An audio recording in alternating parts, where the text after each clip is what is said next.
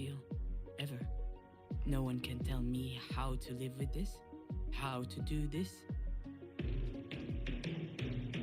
It's a gaping hole in the fabric of life, and living with that big a hole in you it's impossible.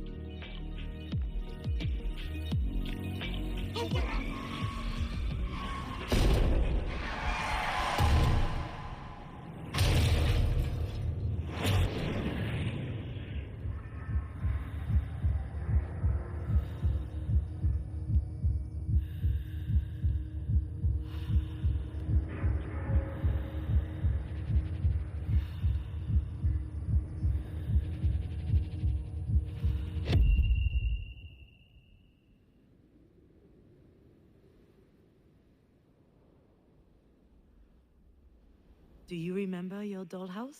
Marie gave it to you. She had built it herself in secret. It was really detailed. There were even miniature figurines of Alex and I for you to play with. Of course you remember. You took to it immediately. You were making up all kinds of stories about daily life where you were the hero.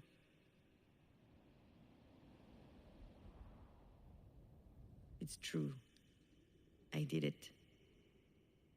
I stole your house from Alex and threw it away. I don't know why. Could you forgive me? If I had a really good reason? This is Pauline, your father's new girlfriend. Actually, we've known her since high school, but I haven't seen her in a while. She's a great girl, you know. I'm sure your dad will be happy with her. To be honest, I always wondered why he picked me over her back then. Your dad is still making video games, but he quit the big company he used to work for. Now he's making a game on his own. I don't know much about it. I think it's about you. In a way, every game he ever worked on talked about you. The games you were playing together actually gave him tons of ideas for his work.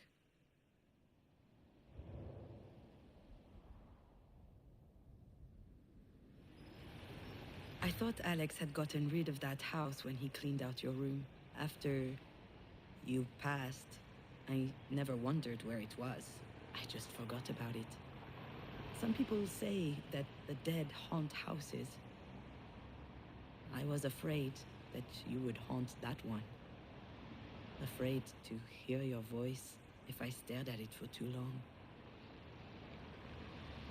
Alex moved into this place with his new girlfriend about a year ago. He looked happy.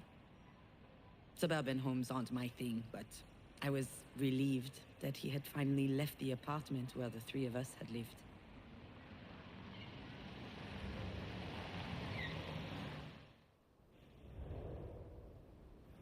When I learned that Alex and Pauline were moving in together, I thought he had turned the page. Do you want to know what I felt? It's complicated. I think I was impressed. Once more, your father had demonstrated that he was stronger than me, and I'd like to say that I was happy for him. But in truth, I envied him.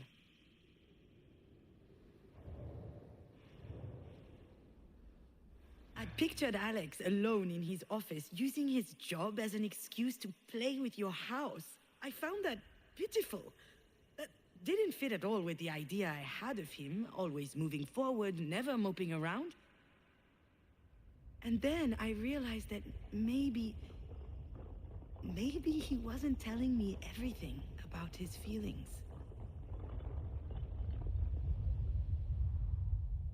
Your father had everything. A new girlfriend, a nice house, his life on track. Meanwhile, I was over here, toiling, slowly crawling out of the hole. And I needed to see him, so he could comfort me. Just like before, I thought he owed me that.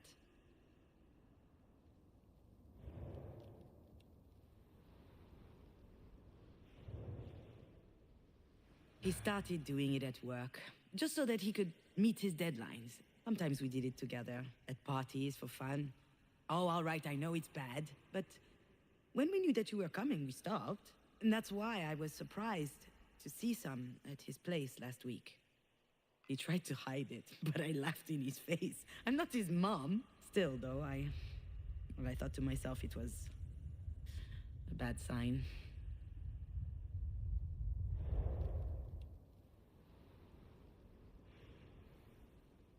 Alex looked gaunt. Not just because of the blow, it was like he'd been crying. I tried to talk to him, ask him how he was doing. He just dodged the question. So I insisted. But he said he wanted to show me something, and he started a video game. Something called Night Call. A murder mystery noir where you play a taxi driver. It was really good, but it's hard to have a conversation with a controller in your hands.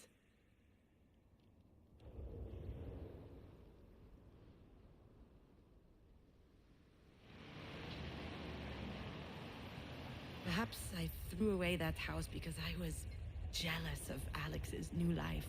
In fact, I might have wanted to show your father what he was losing by losing us. Perhaps I threw away that house because I was mad at Alex. His whole stuck in nostalgia thing, I found it incredibly offensive. Perhaps I threw away the house to shake up Alex, to get a reaction from him, so he could be mad at me, so he could snap out of his lurch.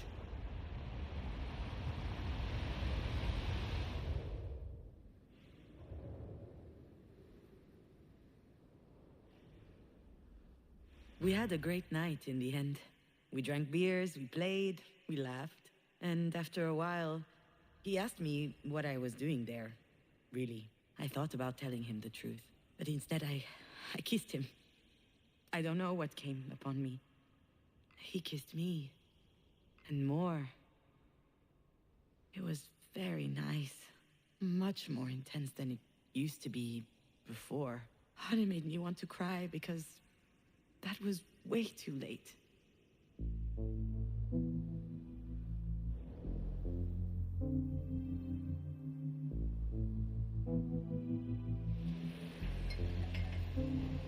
Perhaps I threw away that house because that was my gift to him. Perhaps I thought he needed this old relic out of his life. Like he needed me out of his life. I'm sure all of that contributed to my reaction, to a certain extent.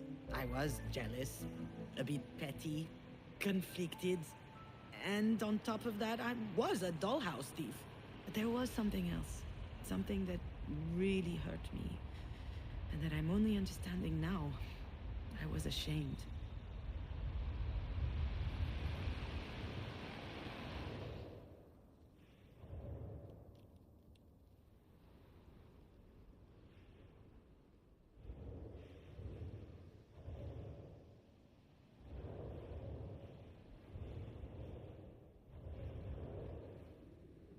I came to demand support from Alex.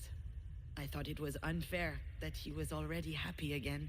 But when I came across that dollhouse, I realized that he missed you as much as I did, which is actually why I threw it away. That's the reason. The dollhouse was proof that for years I had been blinded. I was ashamed to only realize now that he too was hurting.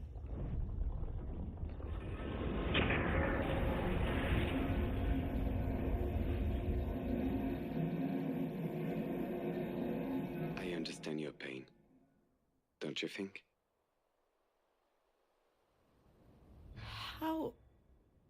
How is this possible? How did I not realize that he was hurting too? And how come he never told me about it? Well, how about you, Alex? Should we talk about that? What? What do you mean? How many times have we talked about Astrid together? About her death? Dozens of times? Hundreds, maybe? That's because we needed to. I needed that. That was the only thing I could talk about, and Alex was always there to listen to me. To check how I'm doing, to inquire about my feelings, to assess my needs. to ask if there was anything else he could do. And I never asked him any questions. Not a single one. Are you sure about that? What do you mean, am I sure? You were devastated. And you? How did you feel? Come on, again with this shit. Pauline is always trying to make me talk to. I don't have anything to say. What am I supposed to say? There's no way you never felt the need to talk about those feelings. That whole time when you finally got me to calm down and fall asleep? How did you feel? What did you think? I don't know. I can't remember. Why are you dragging this up now? Because I never thought to ask you back then. Well, that's all right. I'm okay. I was okay. It's not your fault. He's still doing it. He's still trying to protect me all the time. He needs to understand that things have changed. No, maybe not. Anyway, I probably wouldn't have listened to what you had to say. I was unable to. But now I'm thinking to myself that it wasn't fair. You know, I just realized something and I'm so ashamed about it. You're hurt too, and that didn't even occur to me until now. I was thinking about you. Not about Astrid? When I was alone at night, I was thinking about what I needed to do to help you get better. That's all I thought about. You needed me. That kept me going. And now that you're no longer here... I lived in fear of everything for a long time. Fear of making the wrong choice, fear of making mistakes, fear of not being good enough, not smart enough. And Alex was an antidote against all these fears. He was acting like he didn't have wounds of his own. But I knew that he did. One day, for instance, he told me about his parents. They love each other the same as ever. They're very good together. For them, having a child just came as a natural step to their relationship. They were nice, patient, kind. They ticked all the boxes. But in the end, parenting, that wasn't their thing. I think that in spite of their best efforts, they don't give a flying fuck about me. Maybe that's the reason why he, on the other hand, cared so much about us. Maybe your hugs and my kisses were the things that helped him cope. You can take care of yourself. All this energy you expended for me was admirable, but it was also holding you captive. You're free now.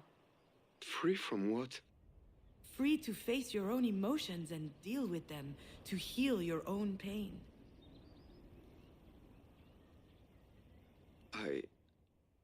You know, if I ever think too much about her, about how much I miss her, I have to stop. It makes me dizzy, it scares me. I'm pathetic. Of course you're not. I understand. Last week to me, that was just like before. Alex? Are you still there?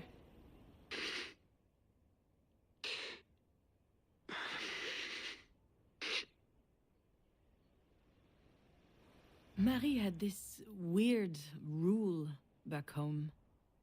You only get to cry once. It didn't matter the reason, from bike falls to headaches to world hunger.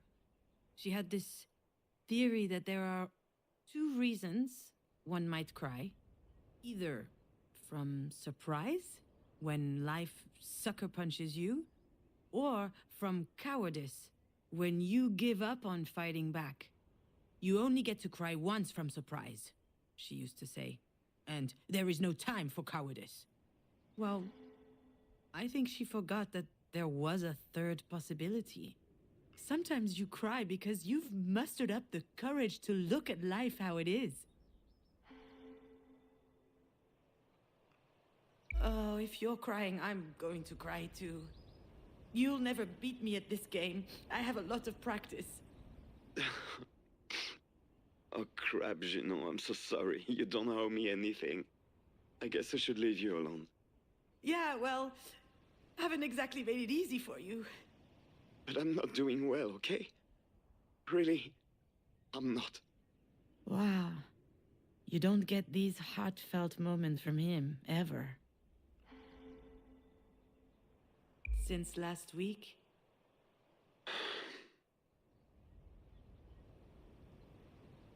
Let me show you something. He wants to video chat. Oh, wow. This is, Did I ever tell you the story of the lookout? It's a very special place for us.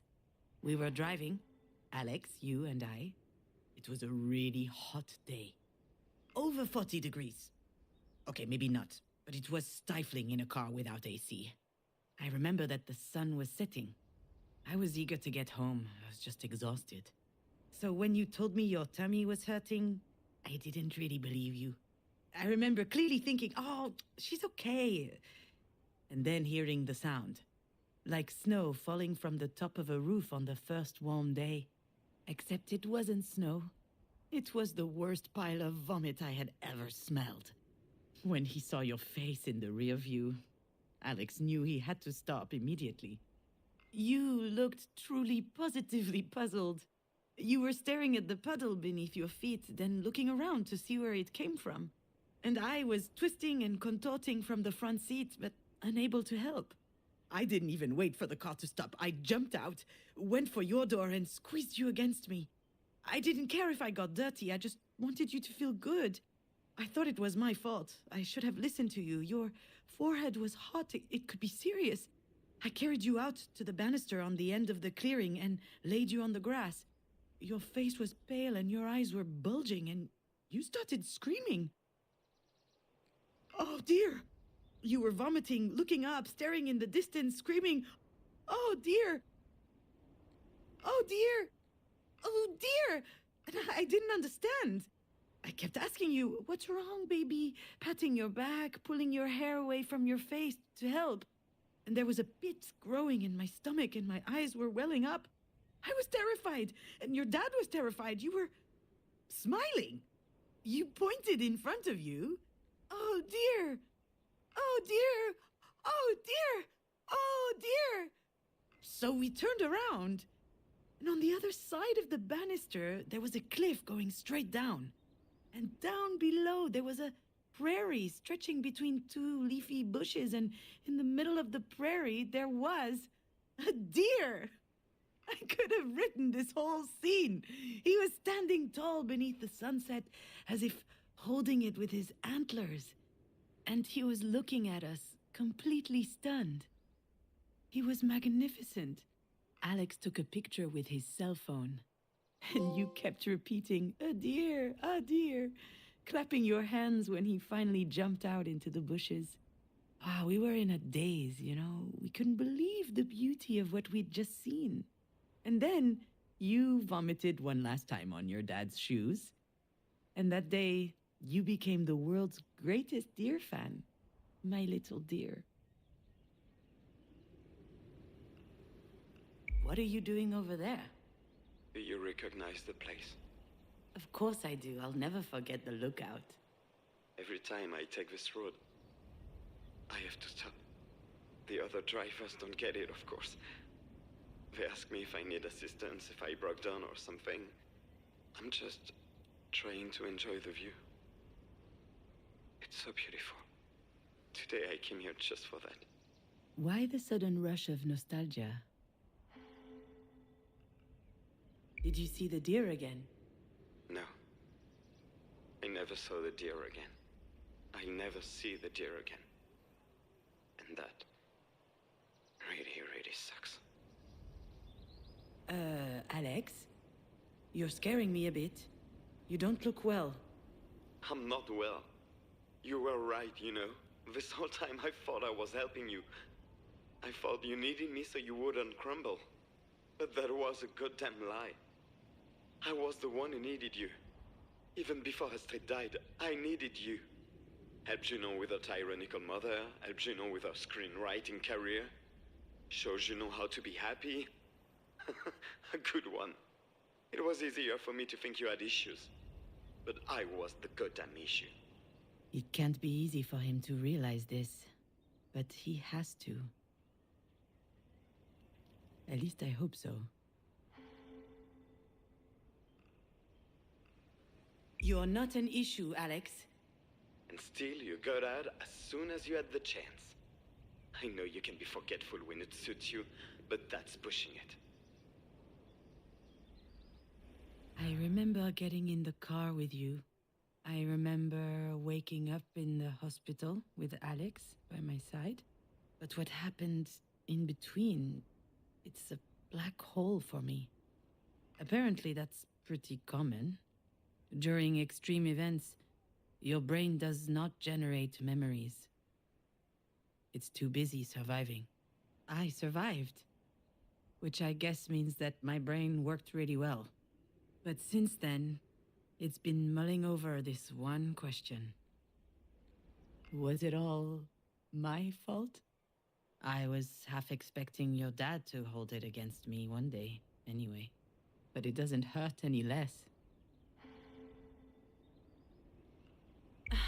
That was really shitty.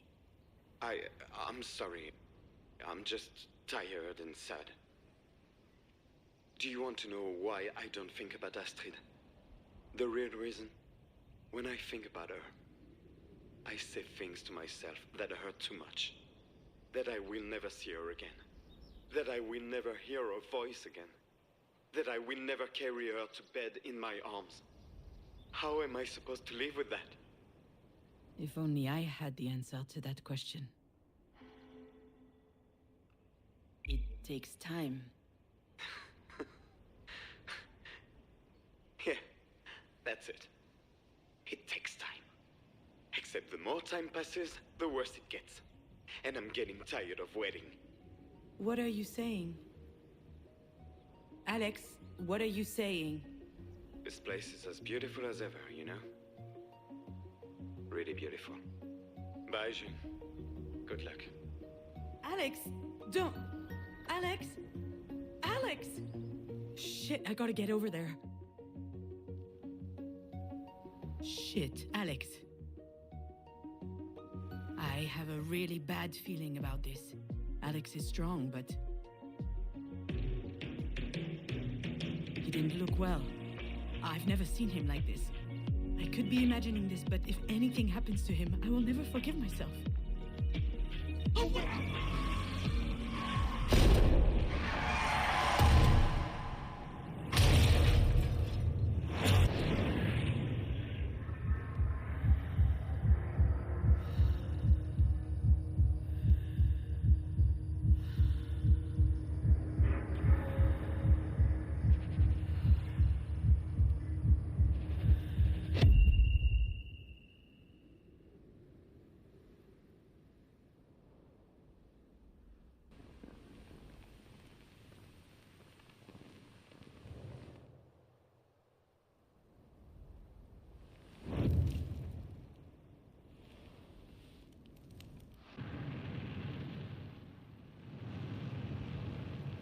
You did what? Oh, come on. I panicked. I just felt like something shady was about to happen. If you think I had any time to think... And also, I was drunk as a skunk, so... You're insane? Completely insane? You really think so? Yeah. This is $3,000 whiskey.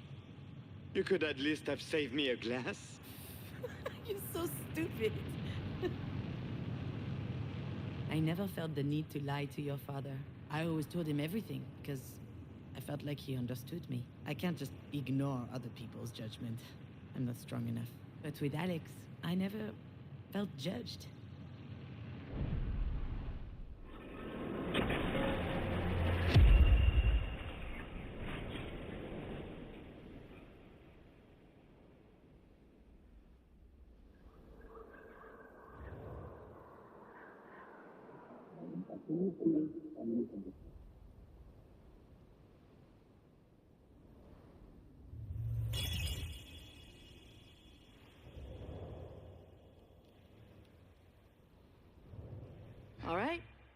You settled? More or less. And what are you up to? Are you writing again? Shoot, Jan, how did you know? Lady, this isn't rocket science. You're just like Mom. It's in your blood. Why do you think Alex has been pushing you all these years? You're the only one who's unaware that you're an artist. For a long time, I thought Alex was pushing me to write out of mercy, because he thought that it would somehow fill a void in my life. It never occurred to me that maybe I was actually talented, and that he had figured it out.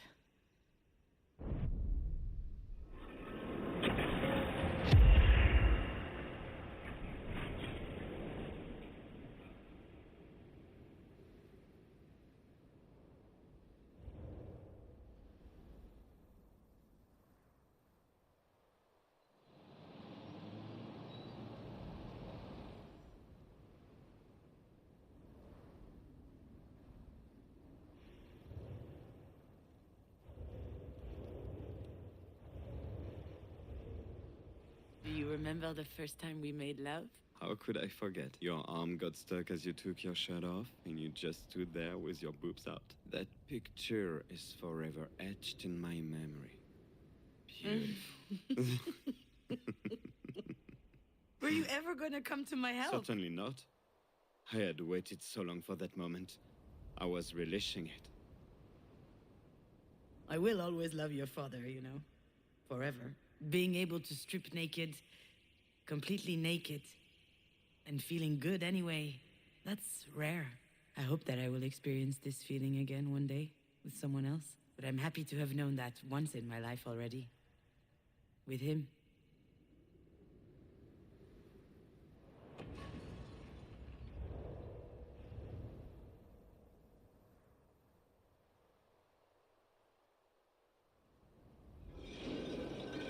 It's time to say goodbye to your dad, I guess. I mean, farewell to us. I can no longer be with him because your absence would take up too much space. And also because I realize now that our relationship had something kind of unhealthy. But that doesn't take away from who he is, or from what he gave me. Our story together is ending, but each of us still exists. And we're even stronger than before, because we've grown up, ready for a better rest of our lives. Shaken, transformed, rattled, but unbroken.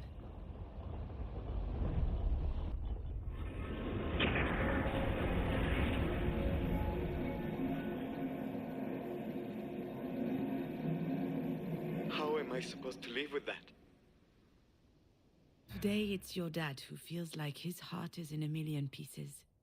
And this time, I'm the one who can help him understand that it's not all broken. I don't know. What happened to us was as unfair as it gets. I understand why it looks impossible to overcome. But I also know that you will find a way. That's who you are, Alex. You always find solutions. I'm actually trying to learn that from him. Do you remember my stalker? What are you talking about? The guy on Facebook who used to send me dick pics throughout the day? You told me you would take care of it, and I was scared it would end up badly. It did end badly. For him. I still have no idea how you found his mom and his dad's home address. I would have loved to see their faces when they unrolled their kids' dick poster size. It wasn't cheap, but it was worth it. You'll be all right, Alex. Sometimes you need to let go of things you thought would be forever. But you're still here, unbreakable. And to be honest, Pauline is totally Eva Mendes. Come on, you're stupid. You know I'm not actually Ryan Gosling, right? Just let me live my fantasies, please. Thank you, Junon. Do you think it was damaging, us being together? To each other or to ourselves? We did what we could. I would have loved to know another way. Yeah, but it makes sense that we can only now understand these things. I think that's called growing up. I'm sorry for what I said about Marie. I hope she gets better. It's okay, Alex. I'm not going to blame you for always being on my side. Did you go see her? No, not yet. You should. 'Cause you never know. You're right. Of course he's right. Then why is it so hard? Junon, I need to tell you something. I know that you don't remember the accident, and I know you can't help it. And I know it's not fair, but I resent you for that. And it scares me. I'd like to believe that knowing what happened that day wouldn't change a thing. But I know that's not true. Because there are only two options. Either my daughter is dead, or I killed my daughter. Scares. Yeah.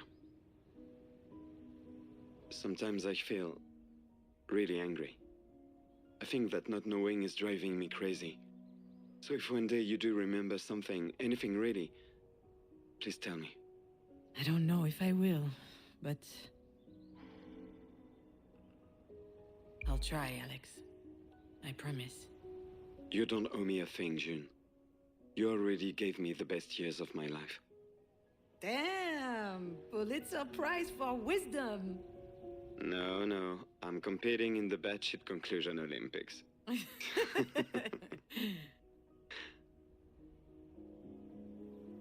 I've got to go, June. Don't do anything stupid, okay? What? No way. I would never. Did I sound that depressed to you? A little bit, yeah. But I could be projecting. I just need to... I'm going to call Pauline, actually. Say hi to Diane for me. And... good luck with your mom. It's going to be okay. I think so too. I'll talk to you soon, Alex. Whew. What a conversation. But I think it really helped us. Really. Why couldn't we talk like this before? That depends on what before we're talking about here. Before you were born? Before you died? Or before we split up? Before you died, we talked about you constantly. All the time. We stopped navel-gazing. And I think that Alex and I were a great team of parents, weren't we? I miss you a lot, you know?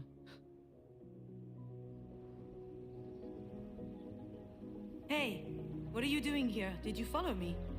It's forbidden to be here. Hey, wait! Where are these kids' parents? Come back!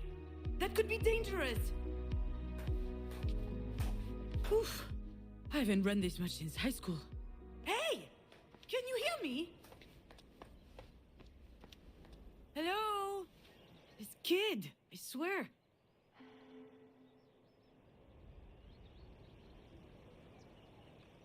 Anyone here? There she is. What is she up to? Hey, get down from there. It's dangerous.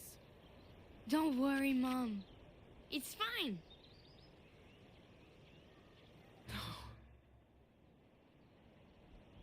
No. I've got to get out of here.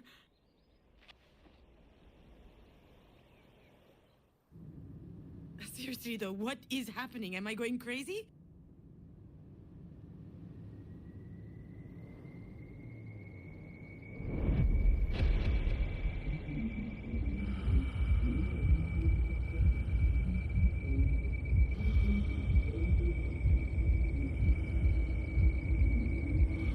What happened that day? There's no way I forgot everything. It's gotta be there somewhere. It's so such a blur.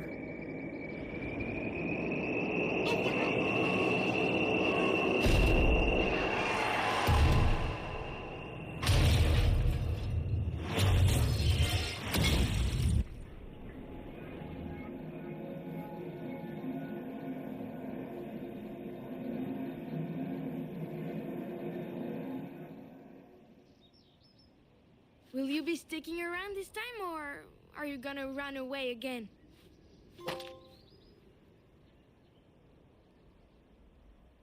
What the hell is happening? Hey, what's up with the curse words? Are they allowed now? Did you just hear what I was thinking? Are you surprised? You've been talking to me in your head for years. Was I supposed to leave you hanging forever? Is it really you? Nope. It couldn't possibly be the real me, seeing how I'm... you know... dead. Like Dad used to say, there's nothing wrong with asking questions. Just make sure you think before you ask. So what are you? A ghost? Oh, maybe I'm finally going crazy. I'm not a ghost. At least, I don't think so. Let's just say that I'm here. Isn't that good enough? It's more than good enough, my little fawn. This is the best thing that's happened to me in a long time. Probably the most worrying thing also. Mom, am I really scaring you right now? Hey, don't do that! Did nobody teach you it's rude to read people's minds?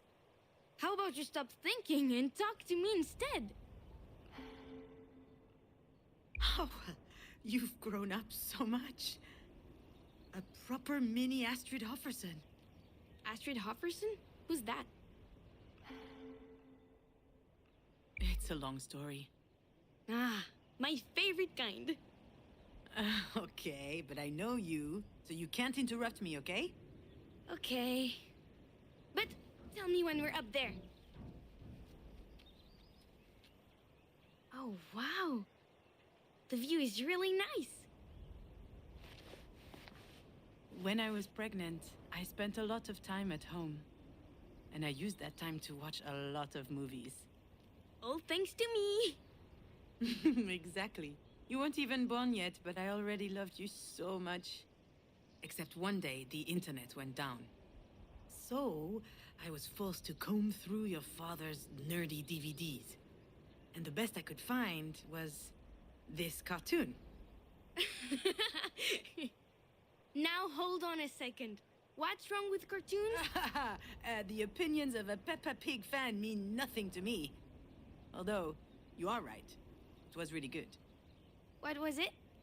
What was it about? It was called How to Train Your Dragon. It was about dragons. I love dragons. Of course you do. I don't. Dragons are tacky. But there was this great character in the movie. Astrid Hofferson.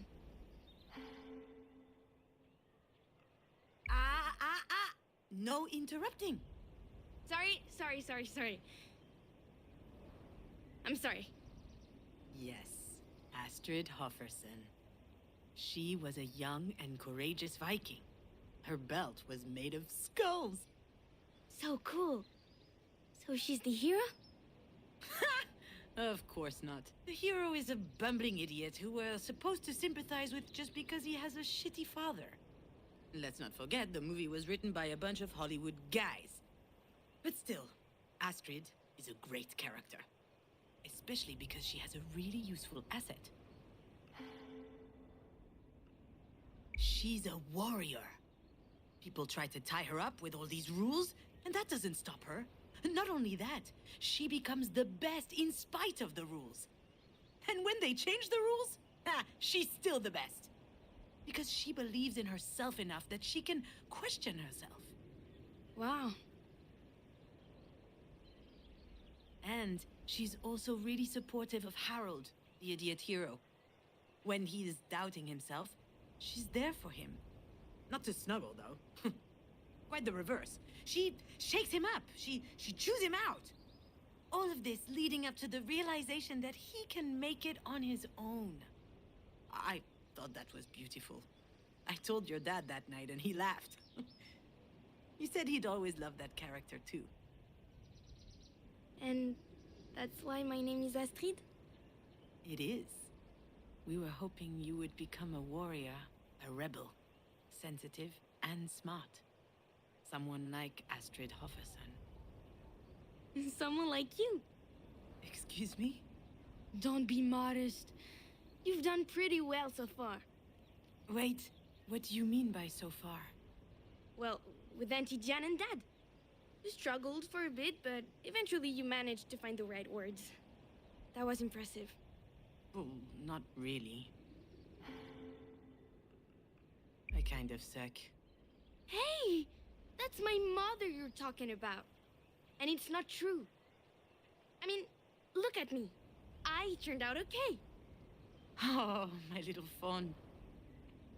Before you were born, I was so terrified. Of what? The delivery? No, which is weird actually, because objectively speaking, the thought of pushing a head as big as a coconut through my vagina... Mom!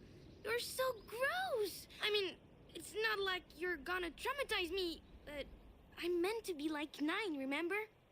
So what was it that was so scary then? I was going to share my life with someone for the first time. But you were already sharing it with Dad. It's not the same, little dear. We love each other very much, me and your dad, but we knew that it could always evaporate. I still care about him a lot, but things will never be the same between us. With you, I knew it was for life. And that was scary? I was a little afraid of losing myself, but I also loved the idea. When you were born, I knew only one thing. I'd never be alone again. That's how it was supposed to be. But I screwed it up. I was a shitty parent. Just like I was a shitty daughter and a shitty wife. And I lost you. Mom, stop. You didn't lose me. You really think that I... what, disappeared?